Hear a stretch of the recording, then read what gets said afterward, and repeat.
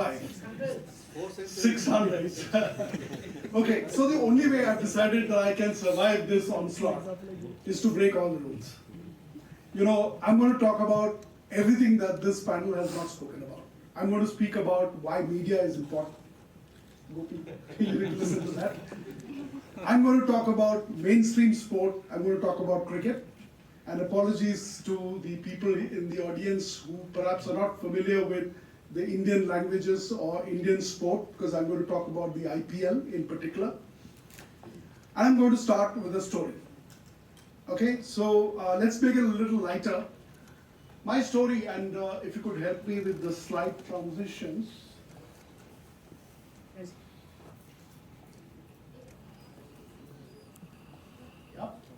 All right, so this is from my personal experience, circa 2018. Star Sports won back the rights for the Indian Premier League after 10 long years with Sony India. I'm sure some of you would be familiar with this. And Star decided to do multi-language broadcasting. One of the languages chosen was Telugu, and I was given the responsibility of managing the regional broadcast for Star. Star invested over $2.5 billion for the rights for 5 years for the Indian Premier League, and a lot was at stake for the primary broadcaster in the country at that point of time. You can imagine the amount of preparation that went into putting up the broadcast for the IPL, the amount of investments that were made, the amount of spade work that was done. And when it was D-Day, on day one, the first match, we had a small control room where the CEO, the heads of the businesses, the monetizing team, the broadcast team, the content team, the technical team, all of us were monitoring what was happening. And we tuned into the Telugu broadcast, and one of the broadcasters in eloquent Telugu said, "The batsman has stepped out and hit the ball. The ball is traveling so high. Is it going to be a 6? Is he going to be out? No, the ball has traveled so high that it has breached an aeroplane. It's kissed the air hostess on the cheek. And it's time to celebrate." There was shocked silence in the broadcast room. There was shocked silence in the control room. None of us could look at each other. As head of regional, I didn't know where to look. The CEO turned around on his heels and walked out of the room. And I thought my career in broadcast was over. The next day, the viewership numbers came in. Telugu beat every single language, hands down. And I'm here, after all the stories that you heard, I'm going to talk about one cohort that we've missed out, which is the fans who enjoy sport. I'm going to take the examples of the IPL and talk about that. Apologies again to the people in the room who do not understand some of the languages or some of the nuances of the state. Some of these are borrowed from that. But sit back, relax, and enjoy. This is going to be a different kind of presentation for you. Next slide, if you could help me, Daisy. Yeah. Okay, so a couple of points. I don't need to introduce the Indian Premier League, now valued at over $16 billion US. It's become a global phenomenon, and it's got a fan frenzy that rivals the Super Bowl as well as the Premier League combined. Okay, I just mentioned this, that after 10 years with Sony, the IPL came back to Disney Star. And the next slide, Daisy. This is the progression in terms of media rights for the IPL property. The 10 years that it was with Sony, 2008 to 2017, the media rights were sold for just about $1 billion US. 18 to 22 went up to 2.55, and the current cycle of 5 years stands at 6.2 billion US. So you can see the kind of progression that's happened over the years. Okay, next slide. So how did that happen? From a broadcaster perspective, there were 3 key pillars. I'm not going to, in the interest of time, not going to go into each of these.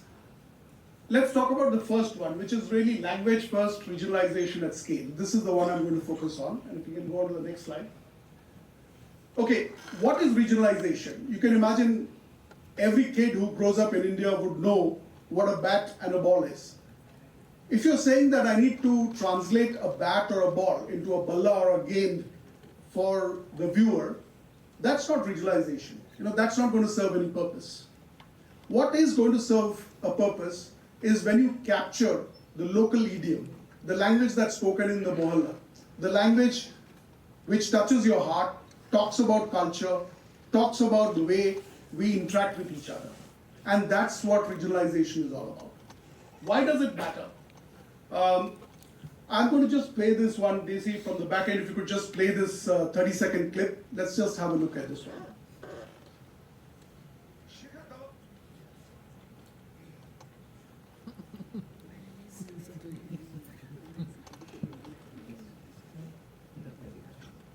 Shikhar Dhawan बहुत ही Okay, I think that's okay. Let's go to the next slide. I think that's fine. In the interest, it's coming on. अच्छे दही खा के आए हैं, मुझे लग रहा है आज बहुत ही अच्छे टच में लग रहे हैं, क्योंकि आदमी 2 गेंद खेलता है ना तो उसके कॉन्फिडेंस का अंदाज हो जाता है। और विराट कोहली एक महान बल्लेबाज, 80-100 अंतरराष्ट्रीय क्रिकेट में है और अभी भी वो बचपना जिंदा है। ऐसा नहीं है, अपनी गेम को पूरी तरह से एंजॉय करते हैं। और मोहम्मद सिराज वही बॉलर जो विकेट टेकिंग, जो मैं पहले सवाल कर रहा था कि कितने विकेट टेकिंग बॉलर हैं जो वाकई ऐसा आघात कर सकते हैं विरोधी टीम पे। विकेटें लेने से बड़ा दबाव आप नहीं बना सकते और निरंतर आपको विकेटें लेनी पड़ेगी। और यह है विराट, 80-100 बनाने के बाद भी प्रेशर की बाल्टी उन पे है और अटकलें करते हुए, बच्चे वाला मिजाज दिखाते हुए अभी भी आईपीएल की इस ट्रॉफी की तलाश में है। उसका पीछा कर रहे हैं। तेरा पीछा ना मैं छोड़ूंगा सोनिए। सोने में सुगंध नहीं, गन्ने में फूल नहीं, चंदन में फल नहीं होता, राजा दीर्घजीवी नहीं होता, विद्वान के पास धन नहीं होता, किसी को मुकम्मल जहां नहीं मिलता, कहीं जमीन तो कहीं आसमान नहीं मिलता। That one man changed the face of commentary. Of course, at this point of time, I need to, acknowledge that we have Mr. Sushil Doshi here, 56 years of commentary, and of course, Mr. Boryo Majumdar, a lot of commentary under their belts. But the kind of language that Sidhu used, the way he presented the sport, changed the trajectory in terms of viewership. When I looked at the regional portfolio, and if you could have the slides back on screen, we were puzzled. What was happening here? Why did the Telugu commentary take ratings sky high? Why did audiences love that kind of commentary? When there was no mention of the cricket pitch, there was no mention of the bat and the ball, there was no mention of strategy. Okay, I think there's some technical issue. So, in 2018, Star Sports launched the Tamil regional language. That was the first one, and then a bouquet of languages. I don't know how many of you are from the southern part of India, but we launched Tamil, Telugu, Kannada, Marathi, Bangla, and we did a Malayalam feed as well. We'll go to the next slide. Tamil, this is what has happened in Tamil Nadu. So if you look at the first chart, the first pie chart, pre the launch of Star Sports Tamil, the consumption of sport in general and IPL in particular used to be 96% in English and about 4% in Hindi. I don't know who in Tamil Nadu was watching in Hindi, but there was 4% from Hindi. Star Sports Tamil came in, launched, and brought in a certain local idiom. And what it did was, it took viewership in Tamil in that state up to 97%, with only 3% being left to English. Hindi got wiped out. That, ladies and gentlemen, is the power of what regionalization can do to sports broadcasting. Yeah? What it has led over the years is that regional channels have grown double digit, they have grown viewership and obviously monetization for the broadcaster. That's the power of regionalization. We did a lot of study, a lot of research as to why this was happening, what exactly was going on. One of the key things that regionalization did, I mentioned about language, which is the local idiom. There was also graphics, which was in the local language. There was backstories in the local language. So people would go down into the villages of Tamil Nadu and cover the lives of the cricketers from that state, where they came from, what their friends said, what their coach said, and that helped to build the narrative. We also had a lot of influence in terms of the local movie releases that were there. We called in movie stars to come and talk about their favorite cricket heroes, and that led to increasing viewership. And so we did everything that the purest cricket broadcast professional would actually cringe about. But it worked. Why did it work? We also experiment with putting a couple of cameras exclusively focused when CSK was playing. Those cameras were focused on MS Dhoni, the captain of the Chennai Super Kings. So whatever Dhoni did on the field, on Star Sports Tamil, you would see that in great detail. And the audiences loved it, they lapped it up. When we did research, we went down to the state, we spoke to a lot of people, we spoke to anthropologists, we spoke to social scientists there. What we realized is that the three people who have done the state of Tamil Nadu proud are MGR, Rajnikant, and MS Dhoni. Interestingly, none of them are from the state of Tamil Nadu. Not one of them are from the state of Tamil Nadu. MGR is the most popular chief minister of the state. Rajnikant is Shivaji Rao Gaikwad, who was from Maharashtra. And MS Dhoni, of course, as you know, is from Madurai. What actually happened here?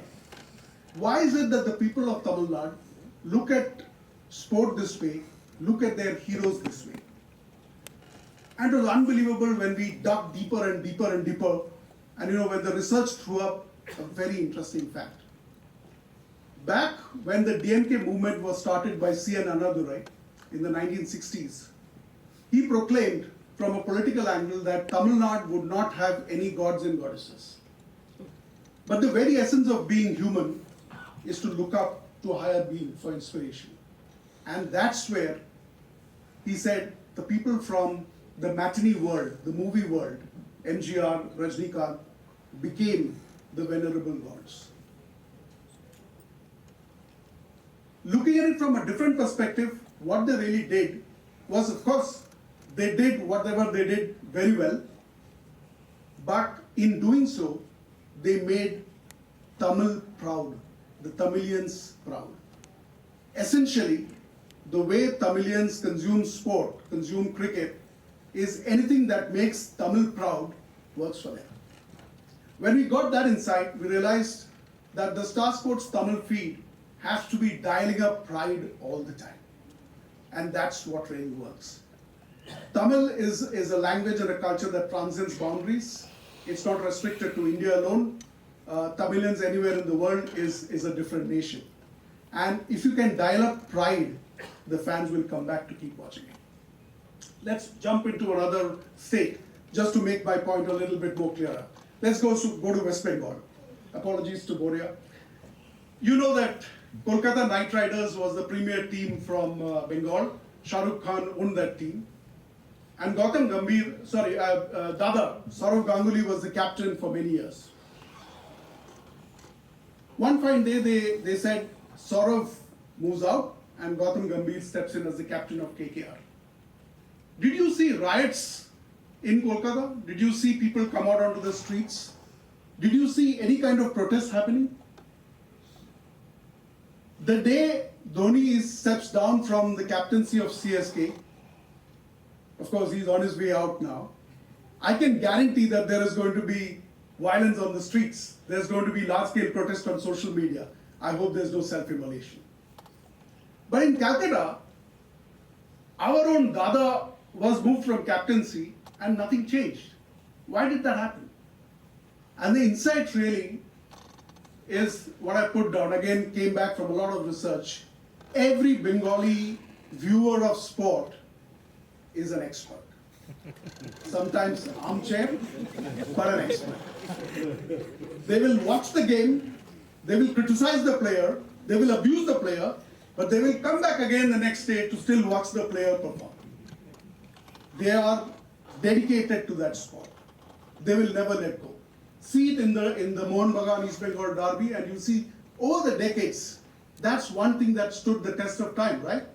Why is that so? Because they love their sport, they love to criticize the sport, but they will keep coming back to watch their heroes play. They will not abandon the sport. Let's go to the next slide. Let's take another state, Maharashtra. Maharashtra produced Sunil Gavaskar, Dilip Vengsarkar, Sanjay Manjrekar, and Sachin Tendulkar. What's common between all of them? What's common to the Bombay School of Batting? Technique. What's common really is technique leading to I will not give up my wicket easily. And that's what led to a flurry of opening batsmen who played for India. But all of them come from the same school, don't you think so?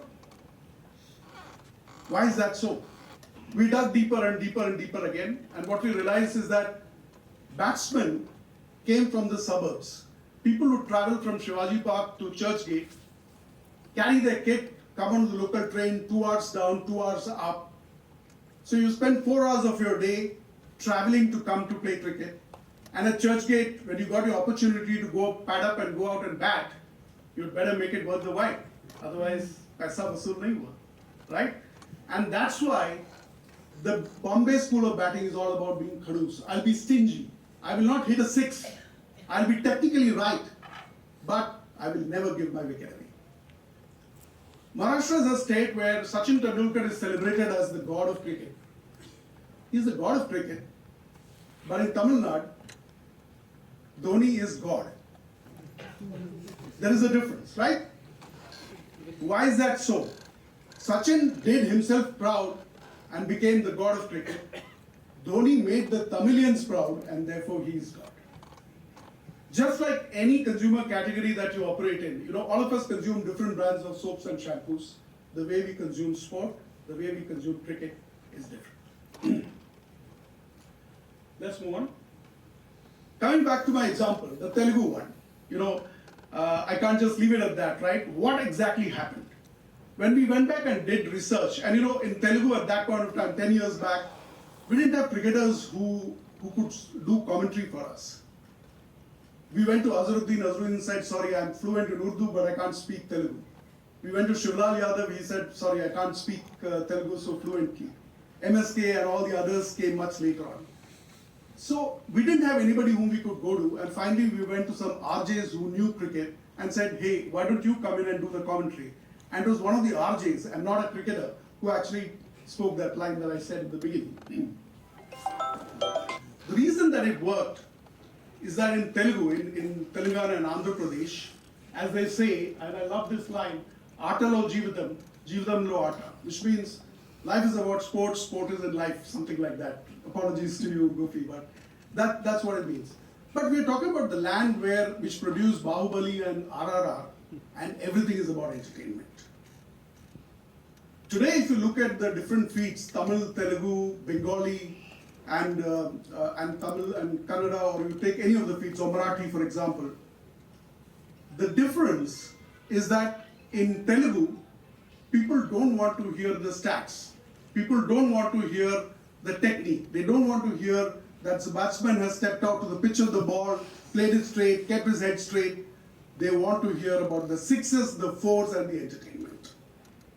In Bengal, you'd better be right. You better get your stats right, because if you don't know your stats, the viewer knows it better than you. In Tamil, you'd better talk about how it's making Tamilians proud. In Marathi, it's all about playing straight bat, playing strategy. The stats are most important. Once you know this insight, you can then tweak your product, which is your broadcast channel, to what you want in terms of the fans. And that's the power of regionalization, ladies and gentlemen. Next slide.